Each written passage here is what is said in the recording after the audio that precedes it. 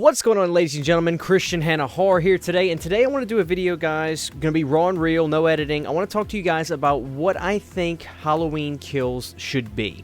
So Halloween Kills is coming out in 2020, so next year's Halloween.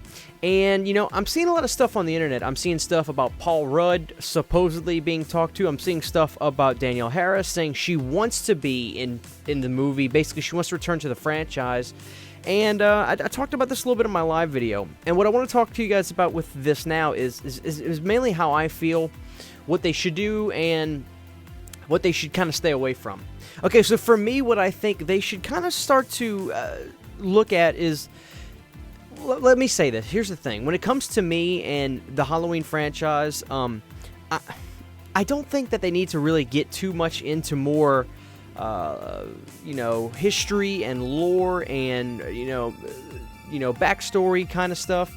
You always wonder, like, that seems to be the thing with sequels, talking about the backstory, answering questions, understanding why. And sometimes I don't know that it's necessary.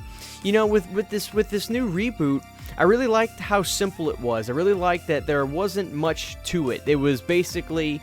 she was traumatized by this accident that happened to her 40 years ago, and this guy escapes on Halloween. You could almost think, if you've never watched any other Halloween movies before and you saw the first one, although as Halloween fans we've seen them all, you don't think about he is a killer of Halloween. You just think that's the night this guy breaks loose, and this is the same night that it happens 40 years ago, which is coincidental, but whatever. It's Halloween. It's almost like that spooky coincidence. That's what makes the movie.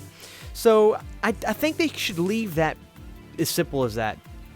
I don't want to know why Michael does it, although, we've gone down that road, with Halloween 6 and 5. We've planted all those seeds already. So you don't necessarily need to do that kind of stuff, but there's not going to be any telling. So I would prefer to keep the mythology simple or just not there at all. Keep it completely abstract. I don't want any mythology. When it comes to taking risks, I do think we should take some risks. Okay, so I'm ready to see the granddaughter become the main actress of these movies. I'm ready to see a new person take the lead. And I'm not necessarily saying that because, I want Jamie Lee Curtis gone. I just think it's time to, give a push, so to speak, to a new protagonist for the films. We got Jamie. I understand why they wrote the script the way they did. I understand one of the reasons they had Jamie Lee Curtis return. Look, Jamie Lee Curtis returning made the movie even more successful because she is a celebrity. She was on TV everywhere. She did all the talk shows. She's returning to her franchise of Halloween. So that's one reason she was clearly in the movie. Other than that, the script the way it was, being a direct sequel, seems to be a pretty popular thing now, is doing sequels to the original and ignoring everything. And I don't know if we'll see a whole lot more of that in the future with other franchises, but for right now we're seeing that. But I would be okay with losing the Jamie Lee Curtis character in this next movie, or killing her off, so to speak, getting her killed, and letting the granddaughter and the daughter take more of the role of fighting this guy and getting close in Halloween Kills, and obviously making it seem like, Michael might die, or maybe not even, maybe just have a straight-up ending where, if we already know that there's going to be Halloween Ends after that, we don't have to have a cliffhanger ending. We can just have an ending where Michael basically gets away, or they think they're done with him. But it's going to be extremely interesting how they play this out, because we've never known Michael to not attack anybody on Halloween.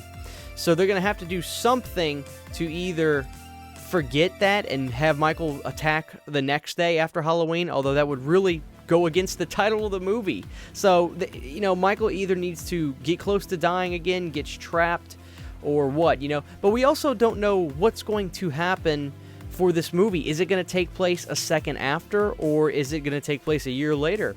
It really just depends on what time of night it was. I don't remember. I think they showed times on the phone, and it was pretty late, so Halloween might have been close to being over by the end of the movie we saw last year. So I really have more questions than answers, but what I would like to see for myself for the movie, besides mythology, besides storyline, is I just want to see a lot of good suspense, number one, and I want to see, I don't want to say tasteful gore. Give me some gore. Give me some blood and guts, but give it to me for the payoff of the suspense. Don't just give me gore for the sake of getting away with it because the MPAA doesn't care anymore about gore, or they're a lot more lenient. Give me gore for a good payoff from suspense. I did think Halloween 2018 was really good with the suspense that they did. Let's capitalize on that and do the same formula. Give me some good stuff. You know, I want John Carpenter and his son and his friend to give me another good score as well. They did a fantastic job, I thought, on the score for Halloween 2018. So give me more of that. Take more risks. Don't play it safe. Obviously, have your Halloween themes. Have a really cool classic-style intro, but evolve it. Don't just repeat what you did for the last one. Make a different-looking pumpkin. You know, do the things for the Halloween fans, but at the end of the day, I want to see a good, well-produced horror movie. I don't need you guys to dive into mythology. If you do, I don't know. I just don't want it to bog down the movie, and I don't want it to become a thing to where, as a Halloween fan, I'm just like, oh, it's this. I don't know. Keep me questioning things. You know, I like to question things because that's scary to not know. So I think to not know more about this, Michael, will be a beneficial thing for not only the hardcore fans, but also just the audience in general, because it's more scary sometimes, or most of the time. So I'll leave it at that, guys. With Halloween, let's just push the envelope a little bit more. Not necessarily repeat the movie we just saw. Push the envelope a little bit more. More suspense, more drama, more gore, but tasteful, payoff gore. Not necessarily, not Saw gore. Give me payoff gore, you know. So yeah, I like to see James Jude Courtney come back. And as far as Danielle Harris, you know, she's made a case that she wants to return to the franchise. I don't have a dog in that fight either way, honestly. I think she's a lovely human being. I'd love to see her get a job for the movie. Obviously, I wouldn't want to see her be, you know, Laurie Strode's other daughter. Don't do that. Although there's no way they would do that. I just don't think that's going to happen at all. But you can give her a role in this movie. She could play, a female detective. She could have a cameo in the movie. You know, you could give her something. I'm totally cool with that. You know, bringing back the character of Tommy Doyle, I can see that being something as well. I think that's speculation. But Paul Rudd. Paul Rudd's doing Ghostbusters right now. He's not doing Halloween Kills. I mean, I dare say he's not, because it's not like he was in the original Halloween. He was in Halloween 6, so that's just probably clickbait that we all see on the internet, which is everything is clickbait nowadays. So I think there's a lot of good opportunities with this movie, but don't pander to the hardcore fans so much, you know. Not that everybody is saying bring Paul Rudd back to Halloween Kills, but you get what I mean. You know, let's make a good horror movie. So that's just kind of where my head's at with everything and what I'd like to see.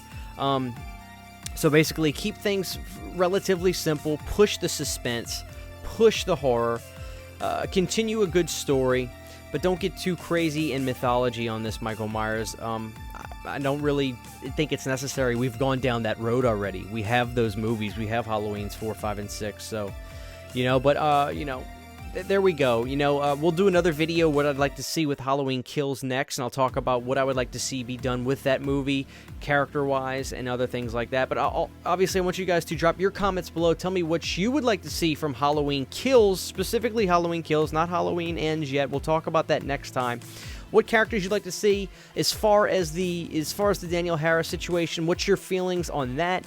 You could also, I want you guys to check out the description on my channel. You could see the Patreon where we got tiers where you guys can have access to all the music that I make and create for my channel. And you can also check out the Teespring with original Christian Hanna Horror gear you guys can check out.